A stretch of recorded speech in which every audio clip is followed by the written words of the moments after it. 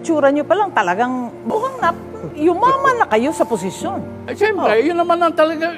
Kanya kami tumakbo para yumaman Wala namang tumakbo diyan para maghirap Ang primary reason natin kung bakit tayo ganito ay magkapera. Trabaho ito Hindi ba ang trabaho? Lahat ng trabaho may sweldo.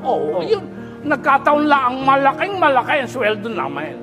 Hindi ba galing din yan sa mga tao rin yan? Oo nga. Kanya nga. Gayon lang naman yun di pinagkatiwalaan na kami di pati pera pinagkatiwalaan na nila sa amin.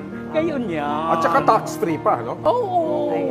Sa palagay nyo, ano ang makakapagpatalo sa inyo sa eleksyong darating? Pag natuto na ang mga tao, matatalo siguro ako. Pero hindi pa naman mangyayari yan. Hindi pa naman nangyayari yan. Yun ang...